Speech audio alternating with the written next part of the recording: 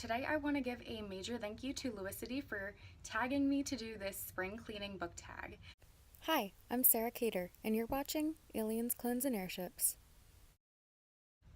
First question, struggling to get started. What is a book that you struggled with because of its size?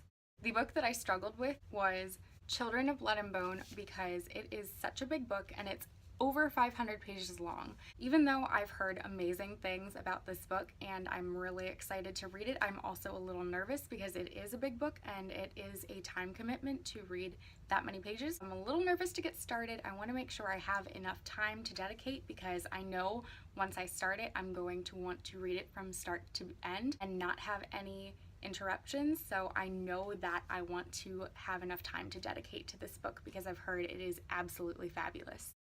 Cleaning out the closet. What is a book or series that you want to unhaul? The reason I want to unhaul the Twilight series is because I feel like I've outgrown it and it's not a series I believe I would ever read again. While I liked it when I was younger, it is definitely at the point now where I've read books that I consider better and I just don't have any interest in rereading the Twilight series. So at some point I'm probably going to unhaul those books from my shelf. Opening up the windows and letting in fresh air. What books were a refreshing read? I would like to say that the Dark Secret series by Elizabeth Chandler is one of the best and most refreshing set of books I've ever read. It is a great mix of different genres, so paranormal, a little bit of horror, some mystery, some romance, thrown into one book is just fabulous and great to read, and it's not too much the way that she writes it. So I would definitely say that is one of the most refreshing reads I've ever read, and it's hiding behind Doctor Strange so you can't really see it, but one of the Dark Secrets books has 500 little creases in it because of how much I've read it. So okay, 500 is a bit of an exaggeration. Washing out stains.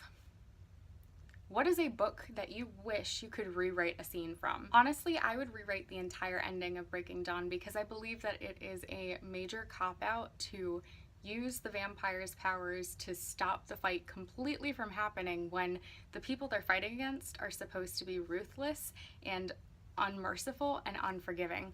So yeah, to me it was just the worst way to possibly end a book.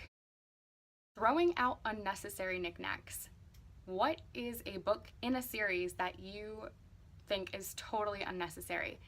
As much as I loved the Last/Spooks Apprentice series, I did not like I Am Alice because, one, Alice is kind of the least interesting character in the entire series.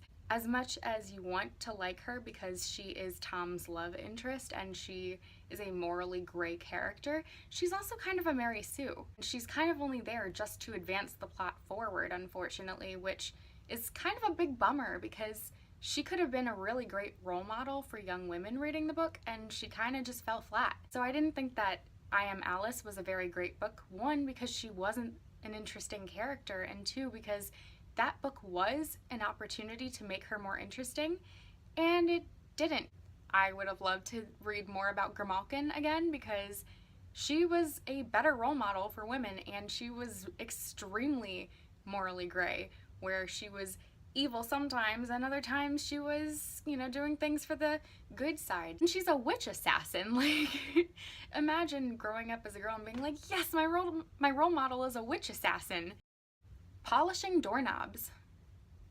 What is a book in a series with an extremely clean finish? Even though I was just ranting about I Am Alice, I still think that most of the books in the Last Apprentice series had a very clean finish. I think you could read each book and end it and not feel compelled to read more in the series to be satisfied. Yes, of course you still want to see Tom become a spook, so you want to read more and see if it's even going to happen or if he's going to be another failed apprentice to the spook, like the spook has had so many times before. So it's interesting to continue to read, but I feel like each book was so clean in the way that it ended that you don't feel like you absolutely have to keep reading in order to be satisfied. Reaching to dust the fan. What is a book trying too hard to relay its message?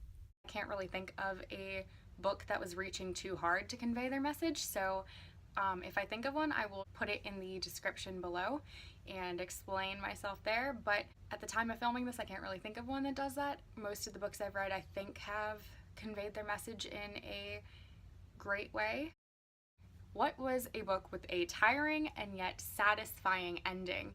The End by Lemony Snicket was the most tiring but satisfying ending to a series I've ever read. You go through all of the series of unfortunate events with the Baudelaire children, and the entire time you're reading the series, you're like, are they ever going to have something happy happen to them without it being taken away? So you're going through 13 books with these children, like, oh my god, will they ever catch a break?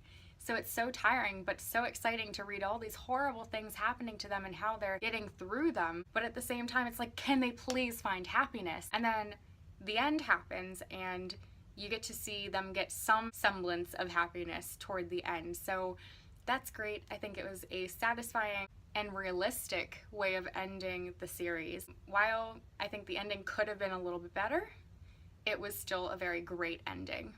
So I won't spoil that for you if you haven't read it yet, but I highly recommend it. This has been an extremely fun tag. I want to thank Luicity again for tagging me to do this video. And if you guys have not seen The Incredibles, go see it. Seriously, The Incredibles 2 was so good. The reason I look like I'm dying right now is because I went at 11 o'clock at night, got home at like 1:30 in the morning, so I'm still like really exhausted, but it was totally worth it. The movie is great. It doesn't feel, you know, extremely different than the first one, which is great, even though there was a huge break in time between the two movies. The style, the feel, everything was the same. It was great. It's uniform. Go see it. Amazing movie. This has been my video, and I will see you next time. Bye!